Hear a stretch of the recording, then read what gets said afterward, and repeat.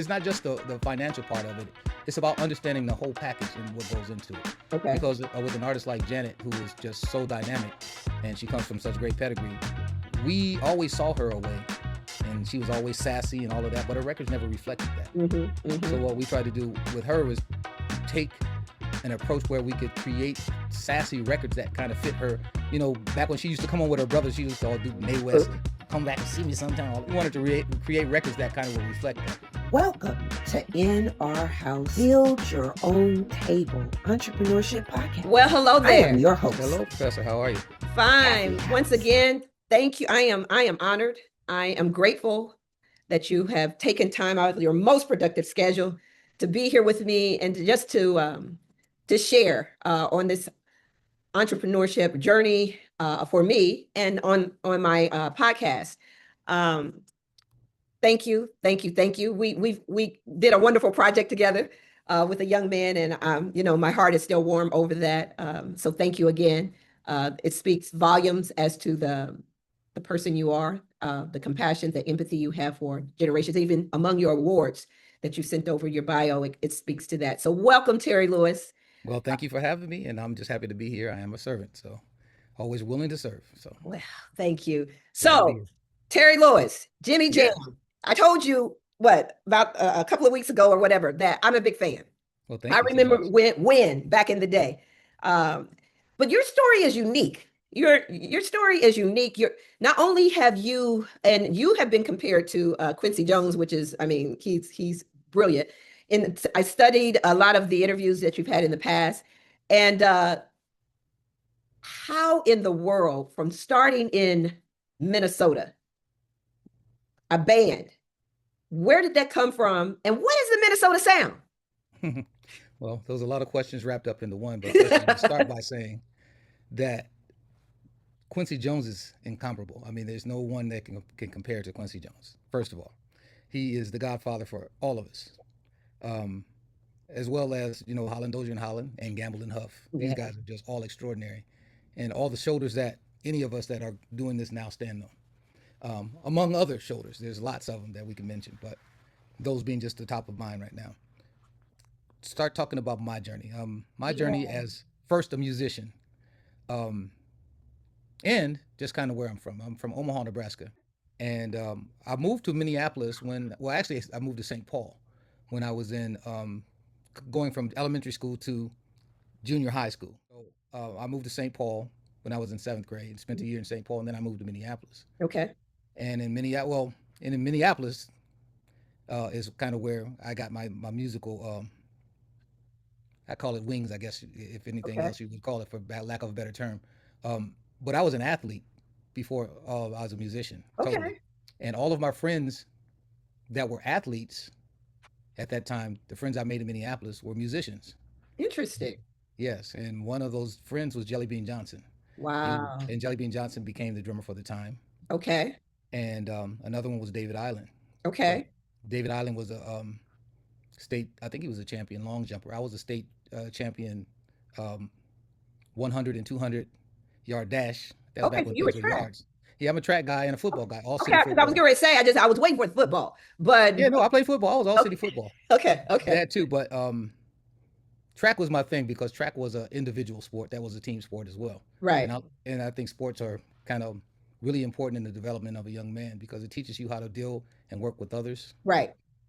But also teaches you how to be a leader. It teaches you leadership qualities. And, and I always say the best leader is a good follower. True. So, I agree with you on that.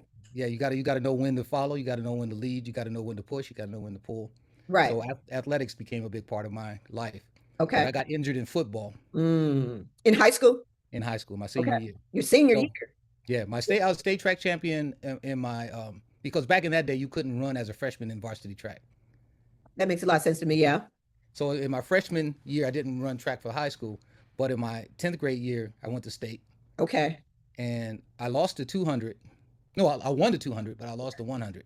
Okay. Because I got too cute at the end of it, and I put my hands up and just I claimed the victory before I actually achieved it. Oh no, I got nudged out at the last second, but it taught me a good lesson. Yeah, what was the lesson? The greatest lesson I ever learned in life: kill a flea with a sledgehammer. Don't leave anything to chance. Don't You leave run no through the change on tape, the table. none on the table. So Right. from that point on, it was all about killing people and humiliating them. I didn't care. I, Oh you my know, God, I can imagine you were crushed. yeah, I was really disappointed, but it wasn't that I lost to someone, I lost to myself. Mm, See, because I had too much cockiness in me. okay. I'm a kid that grew up. I can't say underprivileged, but I spent time in the projects. I spent time in houses. I did all those things, and those things were very important in my development because it made me really hungry Right. in terms of things that I wanted to achieve personally. Right. But I was always a superior athlete, so sometimes you think that you got it going on, and you really don't because you leave that change on the table that you shouldn't have, and that was Right. one of the times, and one of my last times. So, with that being said, like I said, I went on the next year. Well, I went on the next race. I won the 200, Okay. and then the next year I came back and won the 100 and the 200. Wow. So you So made up my for it. yeah, so my senior year I was just expected to win everything, but Mm, in football I got injured, and okay.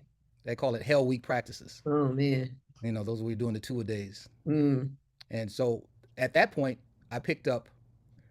My stepfather had this guitar laying around the house. It was a okay. real guitar with 6 strings, but he had broken the smallest 2 strings. Okay. So the only strings that were left on the guitar were E, A, D, G, which are the bass strings. So Right. I picked it up and I started playing around because I had a lot of time on my hands at that point, and I Okay. started Because playing you like, were you still recuperating from the injury, or you didn't have all the practices for the sport that that normally is demanding? well, I had a lot of swelling, and Okay. I didn't know if I was going to go back. And at that point in time, I had a knee injury, and Mm, in that day and age, knee injuries were almost like big fatal time. injuries to your Mm, career because mhm. They didn't they have were. all the modern stuff that they have now. No, I kind of powered through it. I never got my operation until Hmm. after I graduated high school. Okay. So I actually didn't play football that year. I went out for basketball, played basketball, quit, and I never quit at anything, Hmm. just because of the pain, the twisting, and then I waited for track and actually made it back to state again. And then when I got to state that year, my legs swelled up and I Oh couldn't run. no.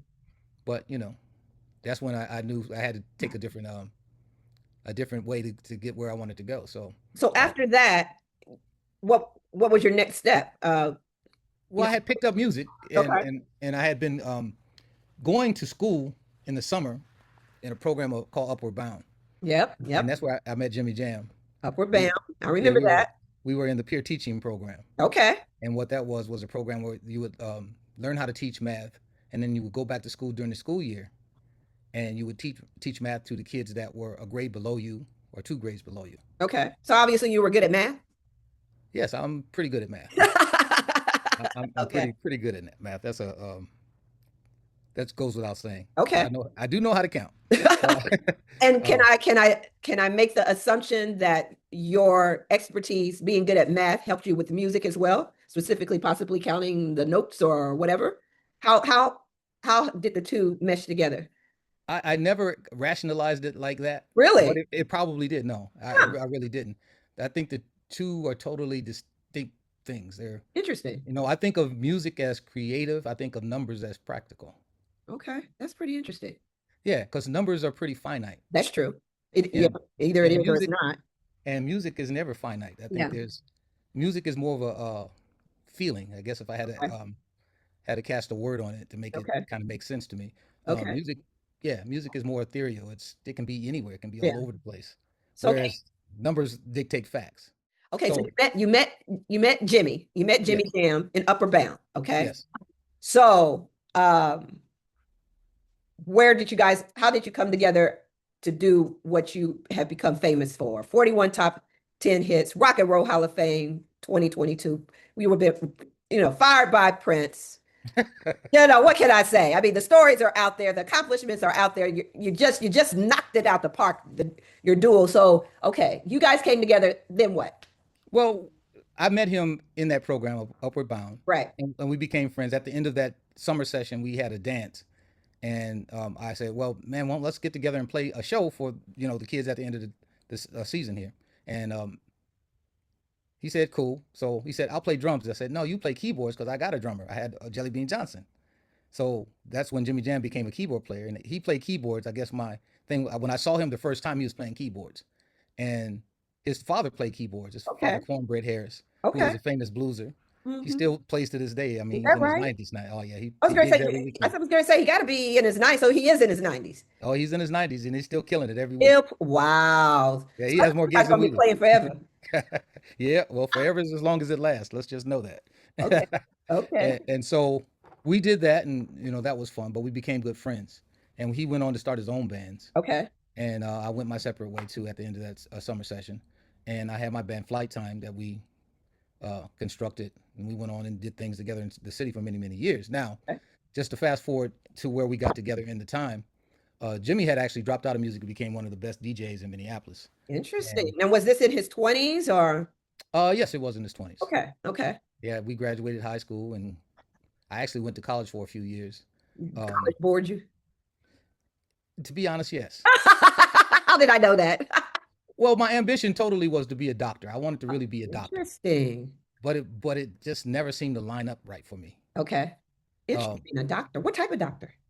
I don't even know. I never got that far into it. I just Okay. love the idea of helping people. I love the Okay. Once idea. again, going back to helping people. Yeah, I love the idea of medicine. I love that. The whole Okay. things. I used to, read like little clinical trial stuff, Interesting. medical briefs. I used to just like to Hmm. see. I just like to see what people were doing, Okay. in that field. So, but that never happened. So, Okay. I actually became a school bus driver, mind you. What? Oh yeah, I drove all the little bad kids. I guess you were helping people. Helping Yeah, kids. I got like a route in the projects. So I Wow. got the one that no one could I was do. going to say nobody else probably wanted that. No, that's why I got it. But I was able to conquer that because I knew everybody's parents and grandparents. Okay. And they probably trusted you. Well, not only trusted me, I would be able to scare the kids and say, "I know your Okay. mama, Okay. or I So know they your were, grandma." so the probability of them acting a fool was slim. Yeah, well, they did. I mean, I got one seat slashed, but it was okay. We taped it up and kept it moving. But yeah, so kind of while I was in college, I was actually driving school bus as well. Okay. Okay. And then one of the friends that I met, because I moved from a private company and I got a job with the city driving Okay. school bus because my And we're mother used to still we're always, still in Minneapolis. we're still in Minneapolis. Okay. And I had a friend that worked at the bus company. I got a job with the city bus company. Okay. And boy, they paid well and had all the great benefits. And that's what my mother used to always talk about benefits. Yeah. Yeah. It's I true. never really understood that, but okay. But he told me, he said, after I'd been there for a couple years, he said, man, you're doing the music thing, man. Before you get too comfortable, you buy a big house, you buy a big car, you With spend the all this city money job. with the city job, Right. with the benefits. He Right. said, Because you need to, that like you said, your mother said that was a big thing. Same thing with my mother and father. yeah. Oh, it was a huge thing. Yeah. Get you a job. If you work for the city or the government, Yep. you were going to be taken care of in a pretty nice way. Hmm. Your benefit package was going to be good when you retire, and Hmm. that's what you work for or Right. towards. But he told me, he said, man, you're gonna get too comfortable in here. You're gonna be like me. He said, you're gonna be Hmm. stuck here. Hmm. And if you have dreams to do what you want to do, you need to get out of here. So what was your first business in the music industry? Well, I was in a band for many years called Flight Right. Time. And so we played around the city of Minneapolis. We played, for in clubs, and we also played for like sororities, fraternities, What was the and name of that things like again? that. What was the Flight name? Flight Flight Time. Time. Okay. Yes, and great people came out of Flight Time. Alexander O'Neill was our vocalist. Wow. A lady by the name of Cynthia Johnson was our lead vocalist for many, many years. Okay. She went on to sing the song Funky Town, if you're Okay. familiar with Yeah. that. Yeah. Yeah, Yeah. she was our lead vocalist for many years. Okay. And that song became #1 in the world. Hmm. Very Uh, popular. so we had some great people in there, Sue Ann Carwell. Okay. So we were a pretty good band. So how long were you in this band in Minneapolis, Alexander O'Neill, so forth, and the vocalist? How long were you doing that before you really started getting big time recognized? Uh, it recognizes one thing, paid is another. Let's let's examine that part. No, that's right. We're gonna, yeah, challenges. Go ahead. Yeah, so we were always recognized around the city as one of the best bands. We were Okay. what they called the jukebox band because we could play anybody's songs and we Okay. could play them pretty good and actually in our own way make them ours. But they sounded like the record. Interesting. And Interesting. to be honest with you, that's kind of the place that we established how to make records or how to be producers without knowing that, because by emulating other people's hits, you learn how to create hits. Let's talk about that. How does that work? Well, I don't know. I wish I was I wish I was that smart. I'd rather be lucky than smart. Oh, Because I thought maybe you had a formula. No, there was no formula, but like knowing what people do in hit songs, how Right. they form the intro, how they form the verses, how they form the choruses. Okay. If Okay. you play hit songs enough, you'll know what hit songs are. Mm, And for me, there's only three kinds of songs because I simplify things. That way okay. I keep things organized. And for me, there's three kinds of songs. There's good songs, there's bad songs, and there's hit songs. And we can debate what's good and bad, but we cannot debate what's a hit. That's true. That's true. Okay. That goes back to the numbers. And Right. Yeah. Yeah. The yeah, personal taste and how yeah. you feel That's is that's not fact. right. That's a gray area. Yes. Right. So good and bad, not factual, hit, fact. Okay. So I learned to separate songs into those kind of fields. That way I Mhm. never get into a debate with somebody about what's good and bad. Or we can talk about it, but Right. if it's a hit, Yeah. then we're gonna all be on the same page Exactly. because we can't Exactly. debate that. Whether we like it or not. Somebody likes it enough that everybody likes it enough. So now that everybody must hear it enough, Right. Right. that is a hit song. So who taught So you the business as we're, who taught you the business? Who, when you think about reflecting way back then and the band, who taught you the business, would you say? no one taught us the business. I mean, we got the business a lot. I mean, there were times like we do a thing for one case in point. Um, we did we signed a contract to play for a fraternity, right? Okay. I signed the contract. Say we were making $1,000 for the gig. Okay. I get a check for $500, like right before the gig. We play the gig. At the end of the gig, I get another check for $500. Right. Both checks bounce. No. Oh, that happens a lot. Yeah, But that anyway, happens a lot. yeah, that happens a lot. But anyway, we take this thing to small claims court, and we have a contract. We have the canceled checks that bounced, Right. and you just know that you're going into court with all the ammo you need to win to get your Right. little $1,000. Right. But we didn't win the case How did you not win the case? You got a contract, you got two bounce checks. I don't understand. because there's technicalities that go along with this. The, How's it- the guy, the guy that signed the contracts was not a signatory for the organization.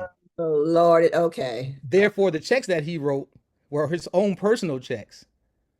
A lot of But lessons we, learned. yes, so we had a signed contract with the guy for an organization he was not the signatory for.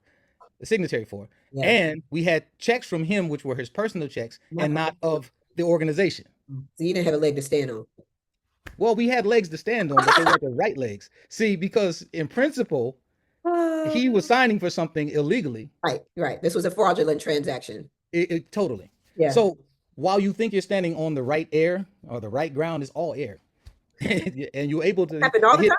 That happens all the time. But Because now we're in an electronic world. So that that doesn't matter either because people will always find a way around whatever they want to find a way around. oh my God. So you have to always do your due diligence, and and that's why I always quote 2 Timothy 2:15, study to show thyself approved.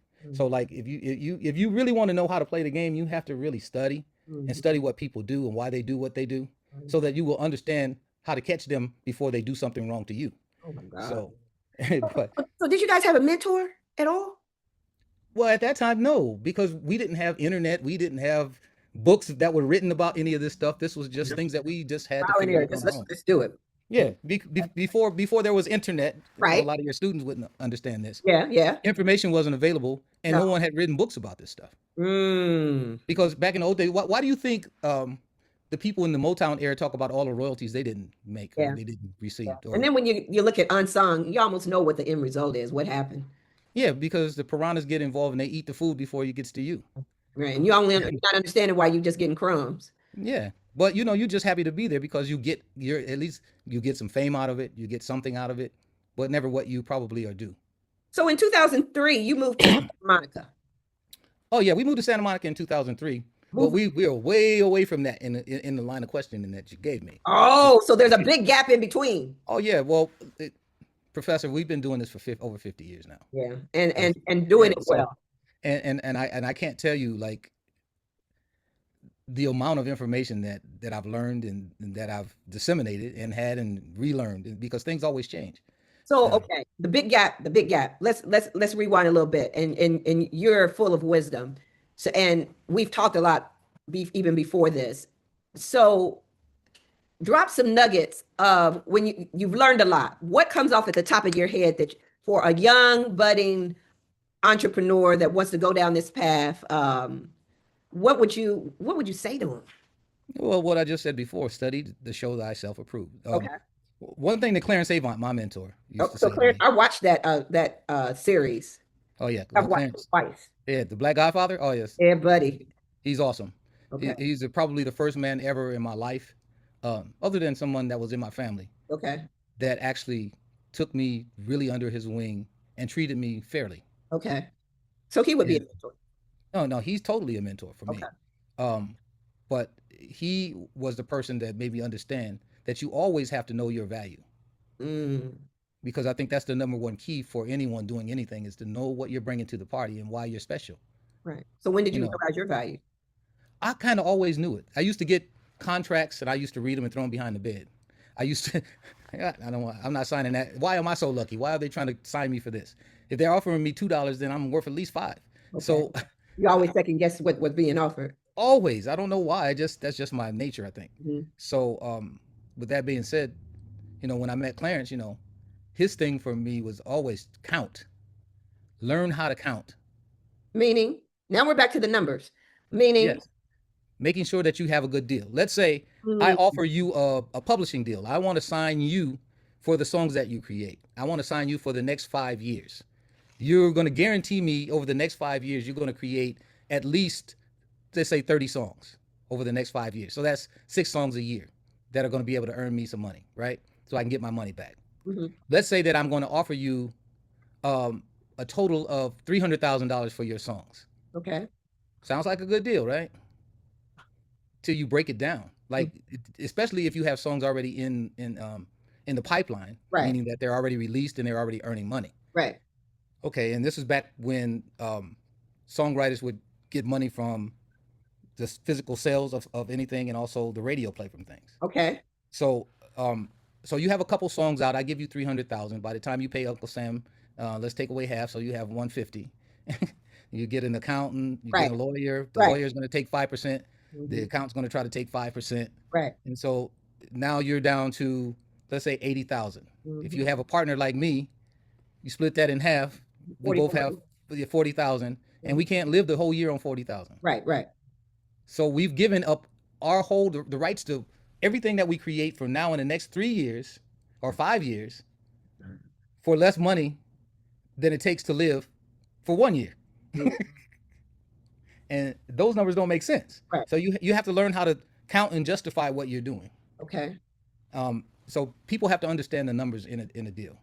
So when did that kick in? When did you learn that? At what point Well, of your career? I learned that early on because we had written some songs that were on albums that, like, okay, let's say we were producers on an album and we did 2 songs, and then someone else did the other 8 songs, right? Because there's 10 songs on the album, Right. and our songs were the hit songs, Right. but they had 8 songs on the album. Hmm. So when the royalties come, our 2 songs propel their 8 songs. Right. They make more money than us because we only did 2 songs, and Mm. that math is not mathing some kind of Mhm. way, which is Wow. back in that day, producers used to only do like a few songs here, a few songs there, Hmm. because you could spread your stuff around. But Right. having that happen to us like one time, we said, "Oh no, we're going to do the whole album." Okay. And that was resounding as it related to the Janet Jackson, uh, because I think that originally they wanted a couple, and you guys like, no, We we want the we whole want the album. whole album. This is what the deal is going to be. Yes, you don't have to do it to me too many times before I get it. To realize that. Okay. Yeah, but also it's not just the financial part of it.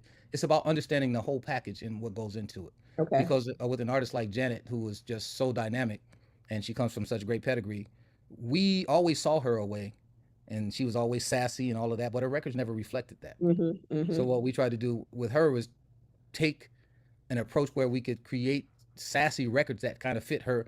Back when she used to come on with her brothers, she used to all do May West, come back and see me sometime, all that kind Yeah. of crazy Yeah. stuff. And we Mm. wanted to create records that kind of would reflect that. So So when you look at all the artists that you've worked with, is that taken in consideration their demeanor, their personality? Because what's in my opinion, what's so unique about you guys is that none of the records that you've written and produced are the same. I mean, it's like, what? They did that too? So it's like, how do you come up with such diverse music with diverse artists across genres and they're all extraordinaire. How do you do that? Well, we are influenced by the artist, and Okay. we're fans of the artists that we work with. That's how we choose what we're going to do and what we want to do, is by people that inspire us to do. Okay. And So it's not about just the money. no, never, You said never. never. We've never done anything just for money. Okay. Well, I mean, we were asked to produce people like Whitney Houston. We said, nah, she doesn't need us. Mm, Or on several occasions, many artists like that, because we think other people could do it better because interesting. we don't feel inspired. You know, you can always take the money, but that really, all money ain't good money. I guess that's what people say, and I understand that. Just because I don't ever want to do something for the money and fall short, then I Right. failed twice, Hmm. because I won't have the money and I failed to do something and spend the time doing something that I really love to do. So you have turned away artists. Absolutely. Is that right? You say that quite emphatically. Oh, yeah, absolutely. Yeah, because everything is not for us. Okay. Everything is, And you guys can depict that. You can depict that. No, no. Mm-mm. yeah, because it has to inspire us. Mm. When you ask me to do something that I feel I can do, I go immediately, oh, I know what to do with that. Is that right? Oh, yes. Immediately? Pretty much immediately. And it's the Oh, same. yeah. It's the same with Jimmy Jam. You guys are so much in sync that it's never been a time that he's like, wait a minute, Terry. You know what about you guys? It's either boom or no. Well, it doesn't necessarily have to work like that, because I can love it and do it, because, we're together in our individualness, if I Okay. can say it that way. Okay. It's like, if I want to do Yolanda Adams, which I do, Right. I do it. Okay. If Okay. he wants to do an artist and he wants to do it and I don't feel it, he does it. And you guys are so, such an expert at your skill level that you would Terry produce something for Yolanda Adams and he may not even be a part of it. Yeah, that's true. Okay. Except for that he's my partner, so he's 50% a part of it. Because of the way it's structured. The way it's structured. Regardless, Yes. you may be doing the work and you may run with it, but as far as you guys are a partnership. Right. We're Got 50-50 partners. We Got it. shook hands. No contract ever that says we're 50-50 partners. So Really? Even yeah, today? even today. Yeah. And Oh man, you guys are an example of ethics. well, yeah, you You're got to like, be the person that you want somebody else to be. "Mm, I So would it's like never work like that." we're 50-50 partners. We shook hands on it, and that's the way it's been since day one.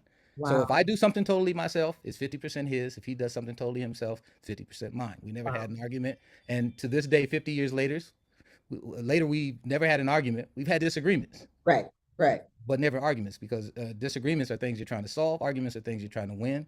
And if I win an argument, he loses. I don't ever want him to lose, Right. because if So he loses, I lose. right, because it's a partnership. That's such a Yes. healthy way of looking at it. But is there anyone that you guys turned down and they were offended? I don't know, but we don't turn it down like that, because we don't just say, no, we don't want to do you. We don't like you. No, it's like, okay, who was it? Aretha Franklin. We were asked to do Aretha Franklin one time. Really? And we actually ended up doing her at another time. Okay. But we were asked by Clive Davis to do Aretha. Mhm. And at the time we said we couldn't do it. But what we did, we said it with a caveat, but you know who, we know who we think you should get to do this. And Clive had mentioned Narada Michael Walton. Oh, And so we said, oh yeah, he's the cat. That's who you need to get to do it. And Freeway of Love is the result of that, among others. Because Michael's just a great guy and a great producer, and okay. it worked out. So we're not going to ever like leave an artist hanging if we believe, hey, if I'm working with Toni Braxton and I think she needs to work with Babyface, I'm saying you need to work with Babyface. Right. Just because that's what I believe. That's Right. that's in my soul. I'm not going to not say it. And have you guys always been that way? Always to this point. Now, Really? who knows what's going to change? So, okay, so did Clarence teach you what you should charge, or was that learned by hard knocks? He taught you how to count, but as far as how you should charge for your services, how did that really come about?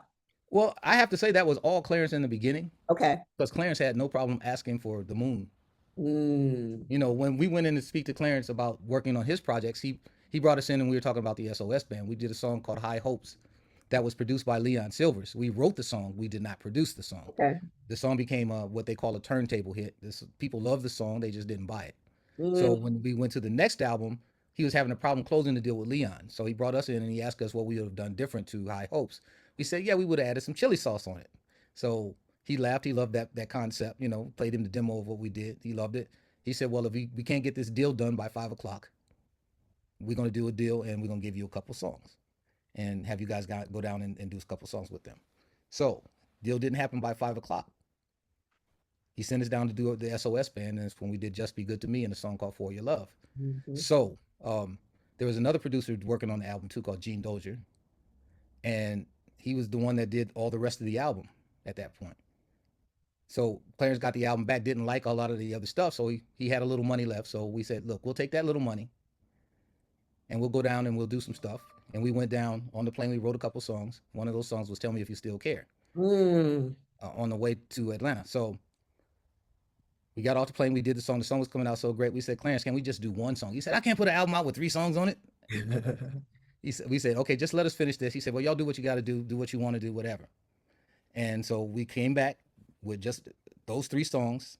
We mixed those songs and put them out. And mind you, the day that we got fired from The Time, because we missed a gig Right. in San Antonio, we got fired by Prince. Right. We were mixing Just Be Good to Me the same day. So when we went from the Getting Fired studio, we walked over to the other studio, Therapy Sound, to mix Just Be Good to Me, which was our first #1 song, all in the same evening. Wow. And you haven't turned back since. Haven't turned back since. And so we're getting to like, okay, so Clarence established kind of what he paid us. Okay. And in the beginning, he said, he started talking to us. We had a girl that she was kind of managing us. And she had asked for X amount of dollars. Say it was $5,000 a track or whatever. And for kicks and giggles. And so Clarence said, okay, so your manager, she came in here and asked me for $5,000. And then we said, oh, Mr. Avon, we could do it for less than that if you need us to, blah, blah, blah, blah. He said, no, that's not what I'm saying. What I'm saying is that's not enough. You need this, you need that, you need this, and you need to live, you need a car, you need that. And so he went through this whole process because we're used to doing things with no money because we don't have any money. Yeah. So he kind of was the guy that taught us, not only taught us, but that went to bat for us. Okay. And then any deal that came about when we were doing the Janet Jackson deal, he would be the guy that would negotiate that deal for us. Okay. And so through that, we learned kind of, but people can only make, well, just so everybody knows, people that represent you can only be as good as you representing you. If you have nothing to bring, they have nothing to work with. A lawyer can't make you a great deal if you don't have something great to have a deal for. So do you believe that's what's going on now to a certain extent, or that is, maybe been going on for a long time as far as that's concerned? And, with your expertise and when you reflect over the past decades of the industry, do you really believe that that's what's been happening? Because I'm not impressed with a lot of what's out there these days. Well, you're talking about in terms of creatively, or are you talking about deal making? Well, creatively, I'm not impressed. Deal making, I mean, if it goes back to what you just said, if they're not really bringing anything, Yeah, but it's all subjective at that point. Like, okay. See, when you're Black in the music industry, or pretty much any creative industry, Black in the industry, as soon as you know what your value is, you pretty much got to go. Because they got to bring somebody young on. Yeah. And get it for cheap. That's with any industry. That's exactly right. Yeah. Yep. As soon as you understand what you bring to the party and you start charging, then you got to go. Right. Because which is why I'm doing what I'm doing with entrepreneurship, because that situation tends to be the position that we're in as a people, period. And when, once they determine how good you are, once all your skills and your greatness and your brilliancy is realized and you realize your value, they don't want to pay you. And literally I had a mentor that tell me that no one can ever pay. When you're working for someone, corporate America, they can never pay you what you're really worth. Exactly. Well, but that's, you have to realize that and understand, well, the way I approach it, I have companies that people work with me. Okay. I never say anyone works for me. Okay. They work with me. Okay. And all we're trying to do is, achieve certain results. Okay. But no one should work for anybody. Right. You work for yourself, for your family. Mm-hmm. And so what's your value? Establish that. What are you willing to do? And you have to be realistic. You just can't be always, I'm worth $1 million and just be lip service. Right. What you should. Yeah, because if you just think you're worth $1 million, you're kind of calling yourself short. Right. No. You have to know what that value is, and then you have to show it. Right. Deliver. Mm-hmm. You got to deliver, yes. Right. So going through your career, you had the Janet Jackson contract. Clarence helped negotiate that. Would you say that that was considered a fair price contract? Yeah, I guess it was fair. I mean, fair. Let's litigate fair. Okay, let's take this to court. What is fair? Everybody has a different definition of fair, but I have my Terry Lewis School of fair What's the in my Terry mind. Lewis Definition of fair. definition of fair? Honestly, Fair is where it hurts me and it hurts you too. how does it hurt you? Well, it hurts me because I don't think I'm getting enough, and it's hurting you because you think you're paying too much. So Okay, it's got to be somewhere in that realm. compromise. It's got to be a compromise Okay, from both people. You just can't get everything you want. It's true. like any relationship. It's Yeah. like Give if it. it's too easy on your side, you're gonna treat the other person bad. Yeah, you're right. Be- What can I say? yeah, it's so we have to get to a place where we both have skin in the game. I'm Right. leaving food on the table, and some of your food is taken off the table. Whether it's shrimp or lobster, or Doesn't maybe matter. even filet mignon. There you go. But So, yeah, so that's my fair. okay. Do you ever consider yourself an entertainer, or what? How do you? What I mean, when you look at yourself at this point of your life, are you an entertainer? Are you I understand your favorite thing to do is play your bass. Are you One of them. the ultimate producer? You are ultimate writer? I mean, how do you describe yourself at this point of your life? I'm a creator. You're a creator. Okay. Yeah, I don't fall into any of those Because that, specific that that categories locks you in. That locks you that locks me in. No, that puts you in a box. I'm a creative person, both business and entertainment wise. I can never be just one thing. Okay. You Okay. know, the telling part of it is if you can just classify yourself one thing, they're easy to bury Yeah. you somewhere. Yeah. But I am the product. Hmm. My name, likeness, image, the creations that I create, I am the product. Okay, let's talk about that. You are the product. Yes, Okay. And everything you do. it's just part of my productivity. Okay. Yeah, I am the product. If the songs are coming from me, I am the product. Okay. I am what you come to get to the song. Right. If I am the filmmaker, I am the product because the vision for the film is coming from me. Mhm. Along with your input, I Right. create the film about you. I am the product. So have there been artists, companies that you've dealt with in the past that had a problem with that? No, all people want to do is win. Okay. And you can produce that. My win rate ratio is pretty high Yeah, it is. I would say so. because I don't really sleep too often. Don't talk about the sleep and the self-care. Oh no. So when did you realize your impact on the music industry? I never thought about it like that. What do you mean I you never never. thought about it like that? I I love to win. Trust me, I'm as Yeah. competitive as the next one. I'm telling you, I'm killing the flea with a sledgehammer. The flea is dead, dead, dead when I'm done with it. Because Consistent, I'm consistent on that. Yeah, and consistency is a part of success. That's a part. consistency is a part of, because okay, that's a bar. I agree. Yeah, you have to always be consistent at whatever you're doing. Right, You can't take anything for granted. right. What, yeah. Right? Oh, And so okay. Can't take anything for granted. You have all this success. You work with these great people. Ego, humility, you know. that doesn't even come into it for me. But But how do but you, let me how do just you- let's go back 3 steps. okay, go back. Success. Define success.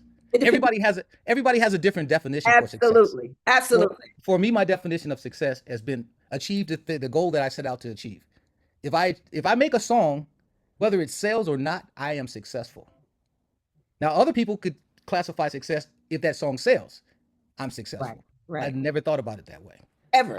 I never ever. I just try to make songs that I like and hope everybody else agrees. And because of that, you've been batting 1,000.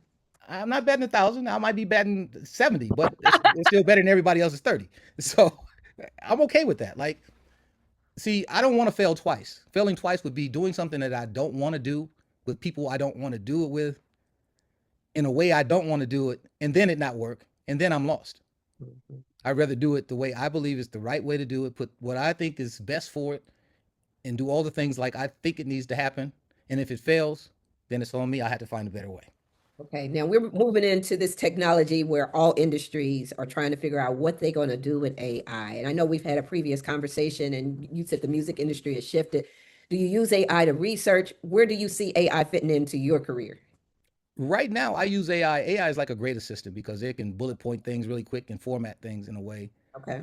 that it would take somebody days to do. I can just get Exactly. it done in 30 seconds. Okay. But then from there, I still have to come up with the ideas and the Okay. attitude of Okay. how So it's an things are going to be assistant. approached. Yes. Okay. But AI is good for those things. People think AI is always right. It is not. I correct AI all the time. Right. Because That's it mindful. only knows what somebody told it, and people always Exactly. say the Garbage wrong in, thing. garbage out when the internet first came. Yep. Exactly. Yeah. Right. So that's where we are with that. I think AI is a great tool, and hopefully it can do what we needed to do, like cure cancer and things like that. They probably can always cure something anyway. They probably cured cancer already, but just don't want you to know because there's no money in the cure. Well, exactly. There you go. There you go. So, There. so So, that's okay. the reality of it. As we wrap up, and truly this has been fantastic, what do you dream about at this point? I don't know what I dream about. Well, you said you don't have much sleep, but that got to change. Well, I enjoy the journey more than I seek the destination, if I could say it like that. With the journey more than okay. I Okay. hope I never arrive at the destination Okay. Okay. because once I What- get there, I don't know if there's anywhere else to go. So I'm afraid of the destination, but the journey is so special, Oh, wow. and I would rather have reward than awards. Mm.